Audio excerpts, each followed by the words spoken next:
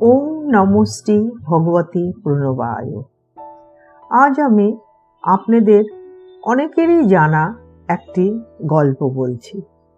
গল্পটি হলো সম্রাট আকবর বীরবলকে জিজ্ঞাসা করলে, বীরবল, আমি শুনেছি যে ভগবান বিষ্ণু এক হাতির প্রাণ বাঁচানোর জন্য তিনি নিজেই এসেছিলেন। বীরবল বললেন, জি মহারাজ, সেই হাতিটি ভগবান বিষ্ণুর ভক্ত ছিল।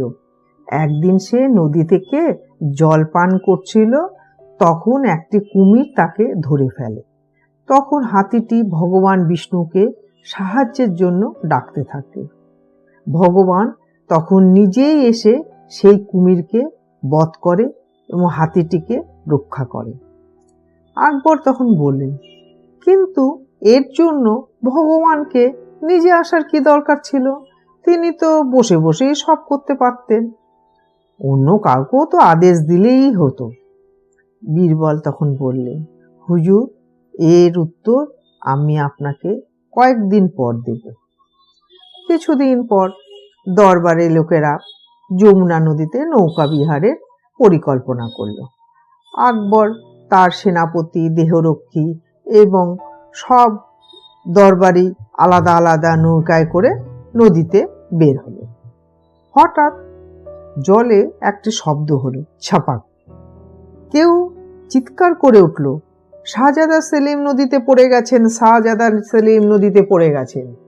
এই কথা শুনেই আকবর তৎক্ষণাৎ জলে ঝাঁপ দিল এবং ডুবে যাওয়া শাহজাদাকে ধরে তুলে আনলেন। কিন্তু এ কি? এটা তো শুধু একটা মোমের পুতুল। আকবর খুব রেগে গেলেন। তিনি বলে, এটা কি ধরনের কাজ? শাহজাদা সেলিম কোথায়? সব দরবারি মাথা নিচু করে দাঁড়িয়েছিল, শুধু বীরবল মৃদু মৃদু হাসছিলেন। তিনি বললেন, মহারাজ ক্ষমা করবেন। তারপর তিনি নিজের পিছন থেকে সত্যিকারের শাহজাদা সেলিমকে সামনে এনে বললেন, শাহজাদা সম্পূর্ণ নিরাপদ আছেন। এরপর বীরবল বললেন, মহারাজ, সেদিন আপনি আমাকে একটি প্রশ্ন করেছিলেন, আজ আমি আপনাকে একটি প্রশ্ন করি। যখন আপনি শুনলেন শাহজাদা সেলিম নদীতে পড়ে গেছেন, তখন আপনি নিজেই কেন নদীতে ঝাঁপ দিলেন? এখানে তো আপনার এত দরবারি আছে, দেহরক্ষী আছে, সেনাপতি আছেন, আপনি তাদের কাউকে তো আদেশ করলে হয়ে যেত।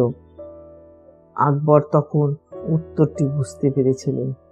বীরবল বললেন, মানুষ হোক বা ভগবান, যার প্রতি সত্যিকারের ভালোবাসা থাকে, সে যখন কোনো বিপদে পড়ে তার জন্য ভগবান নিজেই বা সে নিজেই ছুটে যায়, অন্য কাউকে আদেশ দেয় না। ওম তৎসৎ।